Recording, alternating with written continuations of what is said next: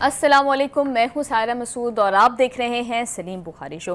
آج کے پروگرام کا آغاز کروں گی سب سے امپورٹنٹ سوال سے۔ بہت سی اہم اپڈیٹس ہیں، مگر سب سے اہم سوال آج کے پروگرام کے لیے یہ ہے کہ کیا ایران نیوکلیئر ہتھیار بنانے جا رہا ہے؟ ایران کے بہت سینئر عہدیدار ابراہیم رضائی نے یہ اندیا دے دیا ہے کہ اگر ایران پر دوبارہ حملہ کیا تو ایران یورینیم افزودگی کو 90% تک لے جائے گا۔ کیا ایران ایسا کرنے جا رہا ہے اور یہ کرنے کی امپلیکیشنز کیا ہوں گی؟ اس پر سلیم بخاری صاحب کا تجزیہ لیں گے۔ In the second segment of this program ذرا اپنے ملک کے اندرونی حالات پر نظر ڈالیں گے، جہاں صبح سے ایک کوکین کوئین پنکی جی جو ہے وہ ہیڈ لائنز کی زینت بنی ہوئی ہیں، اور یہ کیا معاملہ ہے اور اس کیس نے کس طرح سے پاکستان کی اور خصوصاً سندھ کی جو لا انفورسمنٹ ایجنسیز ہیں ان کو کس طرح سے ایکسپوز کیا ہے، اس کے اوپر بات کریں گے۔ And the last segment of this programme ہم بات کریں گے پیٹرول کی بڑھتی قیمتوں کے اثرات اب ہر اشیاء ضروریہ پر پڑتے دکھائی دے رہے ہیں، ہر چیز کی قیمتیں with the passage of time increase کرتی دکھائی دے رہی ہیں۔ تو یہ ایران اسرائیل جنگ کے آڑ میں حکومت اپنی عوام کے ساتھ کیا کھلواڑ کر رہی ہے، اس پر بھی ذرا بات کریں گے۔ سو لیٹس موو ٹورڈ سلیم بخاری صاحب۔ السلام علیکم بخاری صاحب، کیسے ہیں آپ؟ جی وہرا، آپ کیسی ہو؟ میں بالکل ٹھیک ٹھاک ہوں بخاری صاحب۔ سب سے پہلے وہ نیوکلیئر والی بات کرنے سے پہلے ذرا ڈونلڈ ٹرمپ کہہ رہے ہیں کہ ایران کے ساتھ جو سیز فائر ہے وہ بالکل اب وینٹیلیٹر پر ہے، تو وہ کیا کہہ رہے ہیں ان کی زبانی ذرا دیکھتے ہیں۔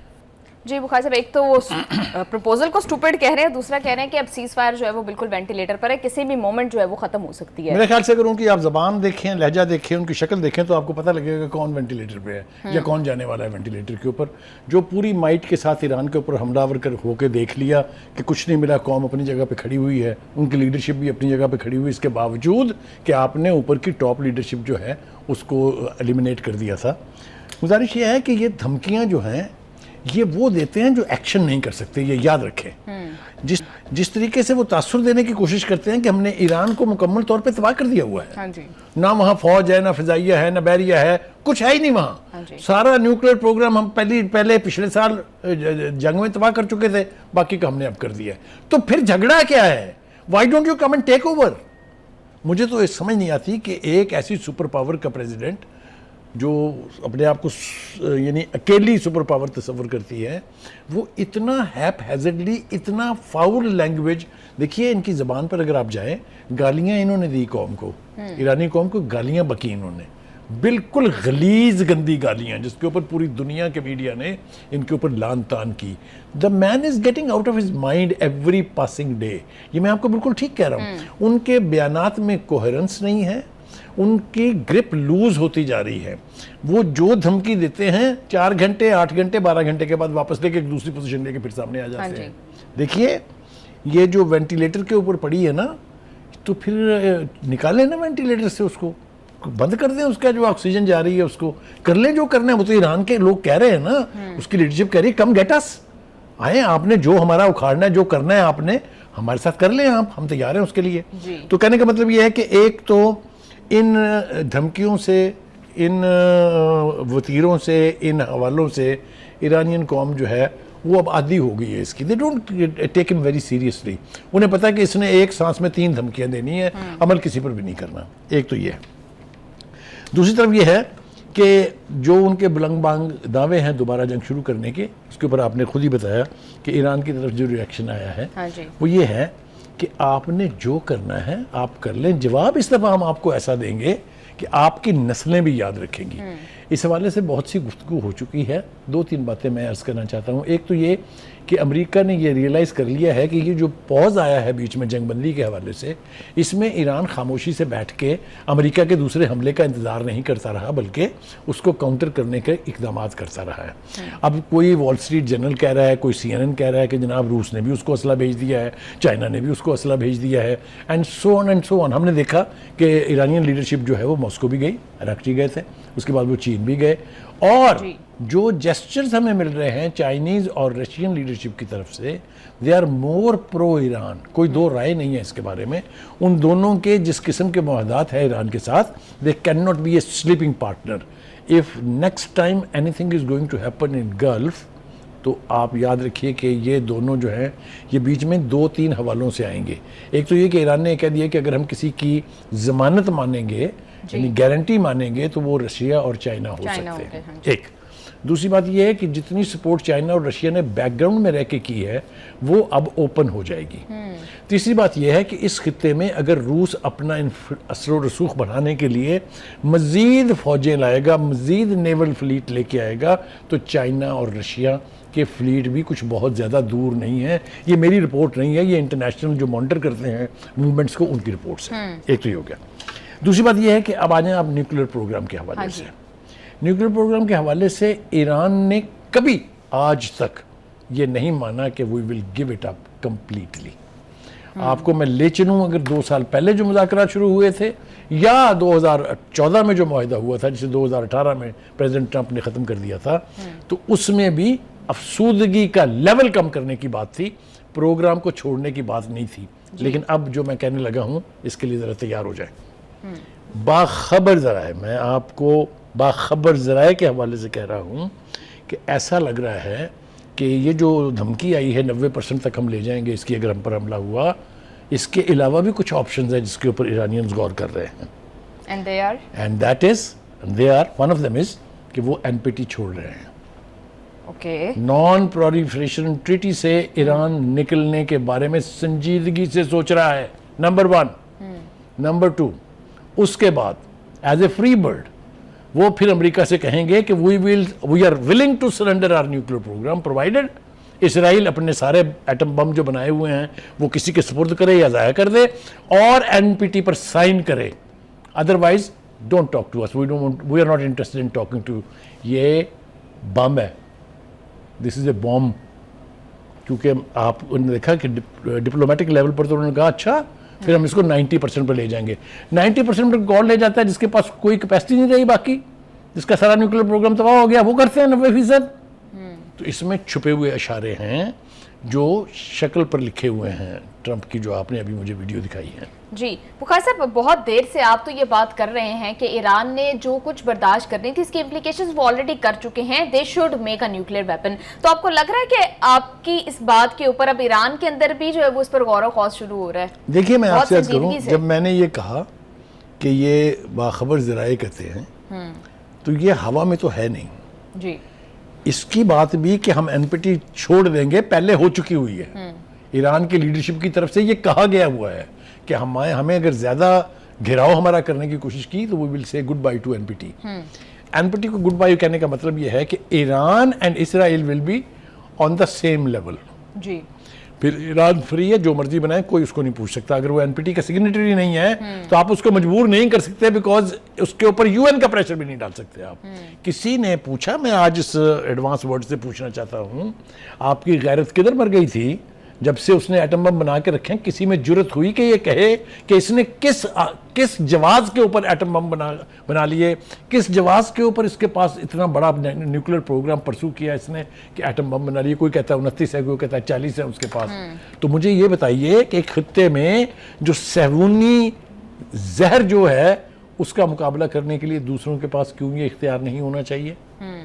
تو کہنے کا مطلب یہ ہے کہ یہ صورتحال کو ٹرمپ ایک ایسی سمت میں لے جائیں گے کہ پھر نہ واپسی کا راستہ بچے گا اور نہ ان کا وہ امیج باقی رہے گا سپر پاور والا. یہ موسٹ ڈینجرس بات میں آپ کو بتا رہا ہوں. بخاری صاحب, آپ کو لگتا ہے یہ بلف ہے یا ایران سیریس ہے اس کے اوپر, اور اگر سیریس ہے تو اس کی امپلیکیشنز کیا ہو سکتی ہیں؟ دیکھیے میں آپ کو ایک بات بتاؤں, اگر تو ٹرمپ نے دوبارہ حملہ کرنا ہے, نہ اس کی قوم اس کے ساتھ ہے. 90 لاکھ لوگ باہر نکل کے کہتے ہیں no king no war. That means they completely disowned him. ان کے جو الیکٹڈ ہاؤسز ہیں ان کے اندر کیا صورتحال ہے, ویری بلیک قسم کی میجورٹی ہے اس کے پاس جو ریزسٹ کر رہی ہے ابھی تک جو امینڈمنٹ جو ہے 52 اس کی امپلیکیشنز کو, 25 آئی تھنک, اس کی امپلیکیشن کو کہ یہ پریزیڈنٹ پاگل ہو گیا ہے, اس کا دماغ چل گیا ہے, اس کو اقتدار سے ہٹایا جائے. یہ میں نے قانون نہیں بنایا, یہ امریکن لا ہے. اچھا, دوسری بات یہ ہے کہ آگے سے آ رہا ہے مڈ ٹرم الیکشنز. تو یہ مڈ ٹرم الیکشن وہ نہیں ہوتے جو چٹکی بجا کے جیتے جاتے ہیں. پچھلی دفعہ آپ نے بیوقوف بنا لیا کچھ سٹیٹس کو, اس دفعہ وہ بننے کے لیے تیار نہیں, کیونکہ کوئی سٹیٹ ایسی نہیں ہے امریکہ کی جہاں سے لوگوں نے نکل کے احتجاج نہ کیا ہو on his handling of the Iran situation.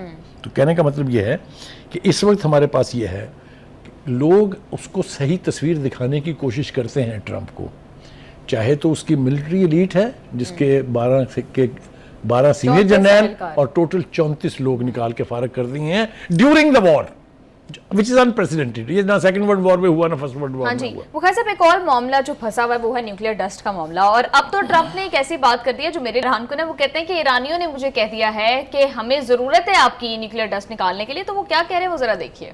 I in my whole career have not seen a greater liar than this man called Trump. ये ना एक माहौल बना लेता है, खुद से क्रिएट करता है उसको and starts believing in it. आप मुझे ये बताइए कि ये ईरानियन जिनके खिलाफ आपने 2 जंगें लड़ी हैं, जी। जिनको तबाह बर्बाद करने की आपने कोई कसर छोड़ी नहीं है, वो आपसे कहेंगे कि आके यहां से डस्ट उठा के ले जाएं। आप जरा just imagine, apply common sense, वो मर जाएंगे इसको कहने से बेहतर है। मतलब ये पता नहीं कौन सी दुनिया में जीता है ये शख्स, ये कहां से ख्यालात आते हैं वो गैब से, ये मज़ामी ख्याल में ये कहां से इसको ये सब कुछ होता है कि उन्होंने हमसे रिक्वेस्ट की है। अगर आपको याद हो अच्छी तरह से, ये तो अभी कह रहे थे कि मुआहदा होने वाला है, जो कि अब हम जिन लोगों से बात कर रहे हैं वो ठीक लोग हैं। हाँ जी। अब वो कह रहे हैं कि ये इडियट्स हैं। अरे भाई, आपने साबित किया you are the greatest idiot. The handling of the affair like war, the handling of the affair of a country which is a superpower, you have proved yourself to be idiot more than once. जी तो कहने का मतलब यह है कि उनके कहने से कुछ होने वाला नहीं है।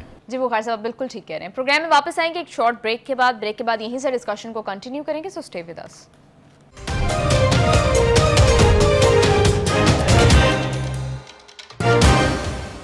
Welcome back to the show. Bukhari साहब एक और बहुत इंपॉर्टेंट मैटर वो ये है कि सीबीएस ने एक रिपोर्ट शाया की है जिसके अंदर ये कहा जा रहा है कि पाकिस्तान के नूर खान एयर बेस के ऊपर ईरान के जो जहाज़ हैं वो ईरान के तैयारे मौजूद हैं। बुखारी साहब, इस तरह की रिपोर्ट का मकसद क्या है? क्या पाकिस्तान का रोल एज ए मीडिएटर उसको खतरा लाहक करने के लिए इस तरह की रिपोर्ट शाया की जा रही है? मैं आपको थोड़ा सा पीछे ले जाऊंगा। अगर आपको याद हो, एक प्रोग्राम में हमने कहा था कि इसराइल 2 मुल्कों को अपना दुश्मन समझता है, जी, एक ईरान है और दूसरे हम हैं, और हम एक दूसरे के साथ जुड़े हुए हैं। ये बात भी हम एक से ज़्यादा दफ़ा और हमारी लीडरशिप कह चुकी है कि if Iran's sovereignty will be at stake, we will defend it. बल्कि एक बयान तो ऐसा भी था कि अगर न्यूक्लियर इस्तेमाल किया इसराइल ने ईरान के खिलाफ तो we will have the right to use nuclear bomb against Israel. ये बात मैं नहीं कह रहा हूँ, इसराइल के सबसे पहले प्राइम मिनिस्टर ने 1948 में कही थी कि एक दुश्मन है आपका एंड दैट इज पाकिस्तान। 98 में तो हम न्यूक्लियर भी नहीं थे। तो कहने का मतलब यह है कि वो इतना पुराना हमें अपना दुश्मन गिरदानते हैं, और हम भी उसके लिए ज़हनी तौर पे तैयार हैं कि if it will come to our neck we will catch him from his neck much before. लेकिन बुखारी साहब, दफ्तर खारजा ने तो इस तरह की खबरों की तरदीद की। मैं आता हूँ वहाँ। देखिए, ये जो तैयारे आने का सिलसिला है इसकी बड़ी तफसील से वजाहत की है हमारे फॉरेन ऑफिस ने। जब ये मुज़ाकरात हो रहे थे उससे पहले मुज़ाकरात से 3 दिन, मुज़ाकरात के बाद कई दिन तक वो जहाज़ जो वहाँ से इतना स्टाफ, इतना पैराफिनीलिया लेके आए, वो यहाँ मौजूद थे हमारे नूर खान एयर बेस के ऊपर। वो मौजूद रहे मुज़ाकरात के बाद भी इन द होप के सेकंड राउंड होगा। जी। तो अगर तो ये रूटीन के आए हुए जहाज़ों को वेस्टर्न मीडिया या इसराइली स्पॉन्सर मीडिया ये तासुर देने की कोशिश कर रहा है कि हम उनको जो है वो होस्ट कर रहे हैं उनके तैयारों को ताकि वो अटैक कर सकें इसराइल के ऊपर, इट्स एब्सोल्यूट नॉनसेंस। ये उन्हीं अहमक लोगों की तख्लीक है जो पाकिस्तान को किसी न किसी सूरत में मिलान करना चाहते हैं, और ख़ास तौर से हिंदुस्तान और अफ़गानिस्तान इस मिशन के ऊपर लगे हुए हैं।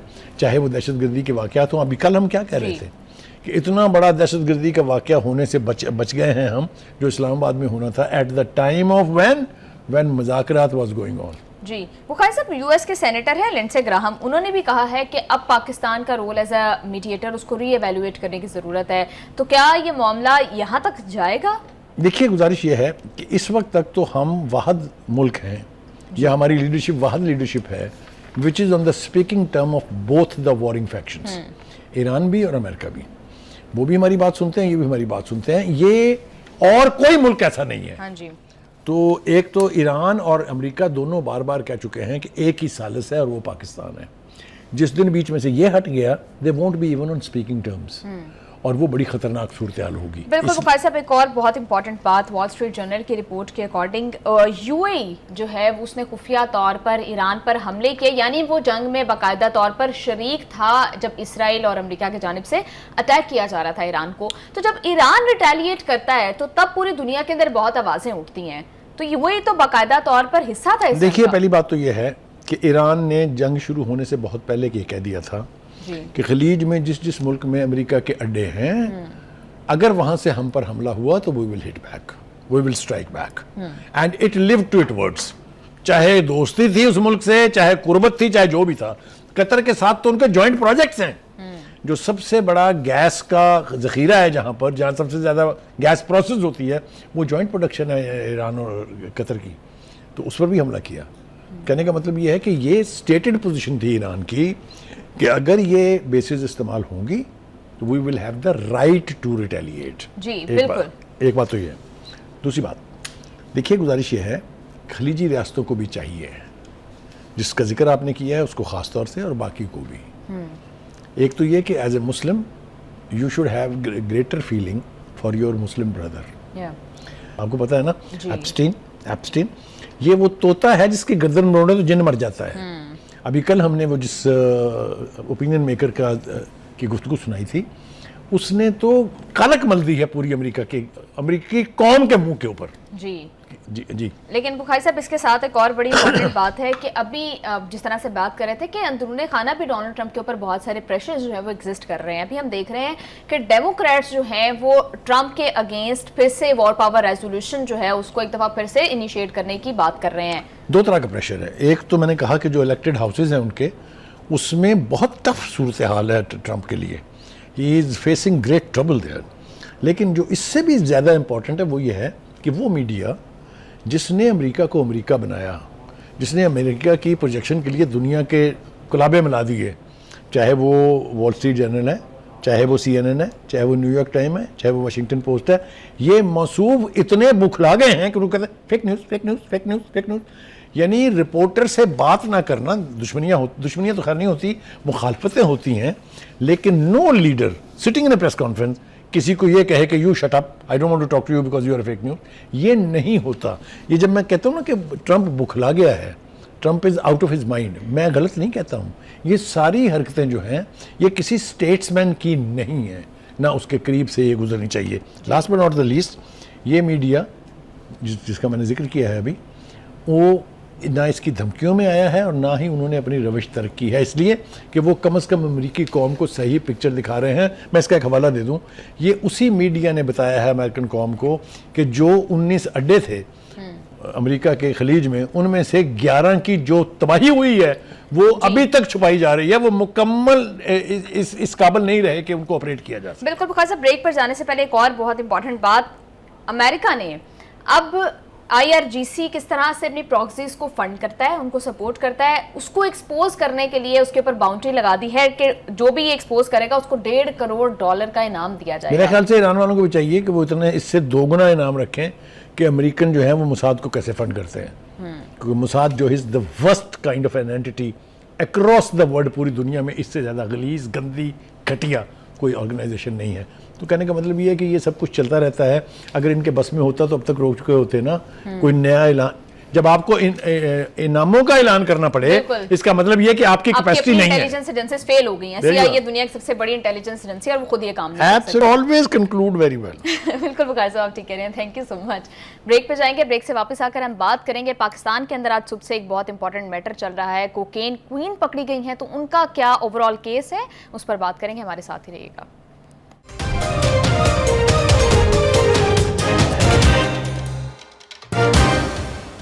ویلکم بیک ٹو دا شو. کراچی میں کوکین کوئین انمول عرف پنکی جو ہے ان کو گرفتار کر کے عدالت پیش کیا گیا ہے. ان کی ایک آڈیو لیک ہوئی ہے جس کے اندر وہ پورے نظام کو کس طرح سے چیلنج کر رہی ہیں، وہ ذرا دیکھیے.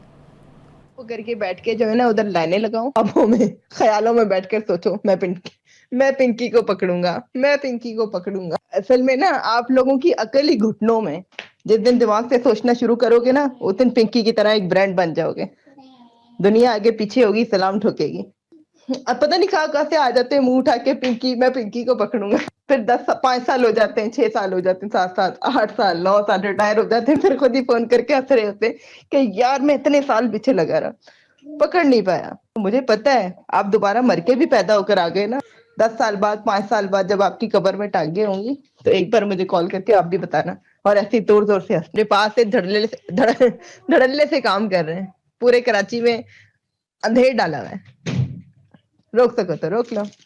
हाँ, ये अकाउंट आपको सेंड कर दिया हुआ है, 24 घंटे सर्विस ऑन है, जब भी चाहिए जब भी चाहिए वो राब्ता कर लिएगा। शॉप वालों के अकाउंट होते हैं, शॉप में इतनी शॉप में आप लोग दीवारों में टकरे मारोगे, अपने बाल नोचने लग जाओगे कि यार ये क्या क्या बंदी क्या है ये। और हाँ, सनी भी मेरे पास ही है और लकी भी मेरे पास ही है। मैंने कहा क्या यार, ऐਵੇਂ ही बच्चों को तंग करोगे। जी बुखारी साहब, सुन तो लिया है आपने किस तरह से वो पूरे निज़ाम को धड़ल्ले से चैलेंज कर रही हैं, और वो खुद बता रही हैं कि 8-9 साल तक कोशिश करते रहते हैं पुलिस के जो आला ओहदेदार है, लेकिन वो पकड़ नहीं पाते हैं। तो किस तरह से हमारी पुलिस को एक्सपोज कर रही है ये? देखिए, नार्को वर्ल्ड में बहुत सारे बड़े बड़े नाम रहे हैं। पाब्लो एस्कोबार जो है दुनिया का सबसे बड़ा ड्रग्स स्मगलर था। इस तरह से कोलंबिया की एक ड्रग लॉर्ड थी जिनका नाम था ग्रासाल्डा ब्लांका, और जो ब्लैक विडो के नाम से मशहूर थी। इस ब्लैक विडो स्पाइडर जो है उसकी बड़ी अजीब गरीब किस्म की खुसूसियात होती हैं, उसका तज़किरा तो खैर ज़रूरी नहीं है, लेकिन उन्होंने भी कभी सिस्टम के बारे में, उन्होंने भी कभी कानून को इस तरह से चैलेंज नहीं किया है जिस तरह से ये पिंकी साहिबा जो हैं वो कर रही हैं। उनकी वीडियो को तो छोड़ दें, ज़रा आप उनका आना जाना देखें। मैं आपको ईमानदारी से कहता हूँ कि वो ऐसे अदालत में तशरीफ़ लाई हैं जैसे सुप्रीम कोर्ट का कोई आला ओहदेदार जो है वो जूनियर अदालतों की इंस्पेक्शन पर नहीं आता। और आप देखें पूरे प्रोटोकॉल के साथ हैं, एक सब इंस्पेक्टर लेवल का बंदा जो है वो उनको गाइड कर रहा है, उनके पीछे पीछे चल के उनको रास्ते दिखा रहा है। ये मेरे ख्याल से, और जो उनका कोई बॉडी लैंग्वेज है, जिस तरीके से वो तन तना के फिर रही हैं, वो मुझे बिल्कुल ऐसे लगता है जैसे फैशन शो के अंदर वो ट्रैम्प के ऊपर कैटवॉक नहीं होती। हाँ जी। आप मुझे बताइए, इतना बड़ा चैलेंज फेंका है उसने अथॉरिटीज़ के लिए, ख़ास तौर से वहाँ की मुकामी पुलिस का नाम ले लेके। वो क्या कहती हैं? वो कहती हैं जिस दिन पिंकी की तरह सोचोगे ब्रांड बन जाओगे। यानी ब्राइब कर रही हैं वहाँ की पुलिस को कि मेरे जैसा बनो, छोड़ो ये वर्दियाँ शर्दियाँ, इसमें क्या रखा हुआ है। फिर वो कहती है कि पुलिस वालों की अकल घुटनों में होती है। ये वो पुलिस वाले को तो शर्म से डूब मरना चाहिए जो उसको प्रोटोकॉल दे रहा था। हाँ जी, और ये वो हथकड़ी तक नहीं लगाई हुई, अदालत के प्रोटोकॉल्स को फॉलो नहीं किया जा रहा। वो मुल्ज़िम के तौर पर तो आई नहीं है, मैं यही तो आपको कह रहा हूँ। आगे वो कहती हैं कि मैं पूरे कराची में काम करती हूँ, उठा लो अगर आप में हिम्मत है मुझे उठाने की। इतना बड़ा चैलेंज, इतनी ढिठाई के साथ, इतनी जुर्रत के साथ, अगर इसका कुछ ना किया गया, जो कि नहीं होगा, मुझे साथ साथ ये भी बता लेने दें, ये आज नहीं तो कल नहीं तो परसों ये बाहर आ जाएंगी। बिल्कुल बुखारी साहब, वो खुद तो चैलेंज कर ही रही हैं कि 8-9 साल उनके पीछे लगी रहती है पुलिस, लेकिन पकड़ नहीं पाती। लेकिन अभी जब पकड़ा है पुलिस ने, तो ये भी उल्टी पड़ गई है, उल्टा पुलिस के लिए मौकरी का बाइस बन गई है ये गिरफ्तारी भी। देखिए, अभी तो अदालत ने उनको जुडिशियल रिमांड पे भेज दिया है जेल में। मैं वही कहने की कोशिश कर रहा था कि सारी पुलिस जो है ये इसी तरह देखती रहेगी, वो कल को अदालत के जरिए बाहर आ जाएंगी और फिर उनको हाथ लगाने वाला कोई नहीं होगा।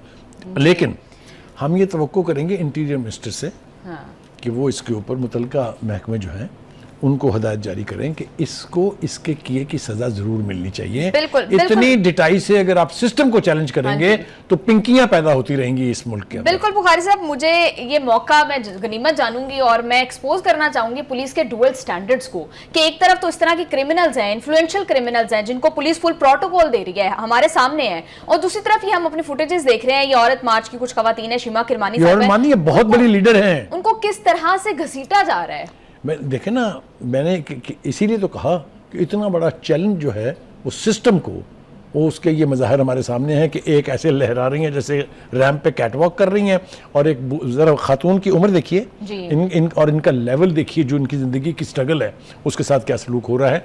इसीलिए तो हमारे माशरे को ज़मी बोस कर दिया हुआ है, ऑलमोस्ट ज़मी बोस हैं हम, क्योंकि हमारी मोरालिटी, हमारे नॉर्म्स, हमारे स्टैंडर्ड्स ड्यूअल हैं।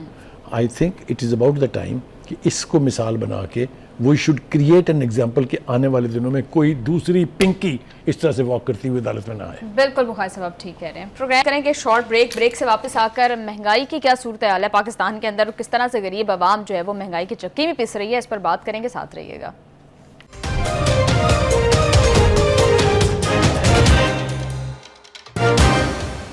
Welcome back to the show. Bukhari साहब, जिस तरह से पेट्रोल की प्राइसेस बढ़ाई गई हैं और अब उसका इम्पैक्ट जो है वो हर चीज़ के ऊपर पड़ रहा है, आटे की कीमत देख लें, दूध की कीमत देख लें, दवाइयों की कीमतें देख लें, सब आसमान से बातें कर रही हैं। तो ये क्या वाकई ही हुकूमत ने ईरान अमेरिका जंग की वजह से जो प्राइसेस इंक्रीज हुई हैं उसके पेश नज़र ये इकदाम? एक सांस में दो बातें करती है हुकूमत। एक तो ये कहती है कि ईरान اور امریکہ کی جنگ کی وجہ سے ہمیں کوئی فرق نہیں پڑا, ہماری سپلائیز جاری ہیں. ہمیں باقاعدہ انہوں نے بتایا کہ 4 جہاز آ گئے, 3 آ گئے, 2 آ گئے, 5 کل آ رہے ہیں, 2 آج آ رہے ہیں, اور ہمیں یہ بھی کہا گیا کہ ہمارے پاس تو 1 مہینے کا سٹاک آلریڈی موجود ہے. تو کون کہاں کب جھوٹ بول رہا تھا یہ تو خیر آنے والا وقت طے کرے گا, لیکن 2-3 باتیں. حکومت کے پاس ایک عجیب و غریب قسم کا جس کو کہتے ہیں نا جال ہے جو وہ بچھا لیتی ہے جب بھی اس کو ضرورت پڑتی ہے. ٹیکس ان سے اکٹھا ہوا نہیں ہے. آئی ایم کو جواب دینے کے بجائے انہوں نے کہا قوم کو نچوڑ لیں پھر ایک دفعہ. ہاں جی, یہ قوم کو نچوڑ رہے ہیں وہ لوگ جو کبھی کہا کرتے تھے کہ پٹرول کی قیمت اگر 1 روپے بڑھ جائے تو سمجھو اس عہد کا وزیر اعظم چور ہے. اب اگر آپ کہیں گے تو میں نام بھی لے دوں گا ان کو, کس نے کہا تھا, کس نے نہیں کہا, سب کو پتا ہے یہ. دوسری بات یہ ہے کہ وہ 10 یا 15 روپے کم کرنے ہوں تو پرائم منسٹر صاحب آ جاتے ہیں ٹی وی کے اوپر, میں عوام کے درد میں یہ کر دیا, میں نے یہ کر دیا, میں پتھر باندھ لوں گا پیٹ کے اوپر. لیکن جب 100 روپے, 55 روپے, 40 روپے بڑھانے ہوتے ہیں تو پرائم منسٹر صاحب غائب ہیں. تو کہنے کا مطلب یہ ہے کہ یہ دنیا میں سب سے زیادہ جو قیمت پٹرول کی بڑی ہے وہ پاکستان میں ہے. سیکنڈ نمبر پر ہمیں کہ میانمار ہے. وہ میانمار تو مطلب ایک کرس قسم کی لینڈ ہے جہاں مسلمانوں کا اتنا قتل عام ہوا تھا روہنگنز کا, اگر آپ کو یاد ہو. تو کہنے کا مطلب یہ ہے کہ 56% یہ آفیشلی کلیم کرتے ہیں, اور جو نجی ادارے جو مانیٹر کرتے ہیں صورتحال کو کہتے ہیں 64% قیمتیں تیل کی پاکستان میں بڑھ گئی ہیں. میں آپ سے یہ پوچھنا چاہتا ہوں, آپ کب تک عوام کو دھوکہ دیتے رہیں گے؟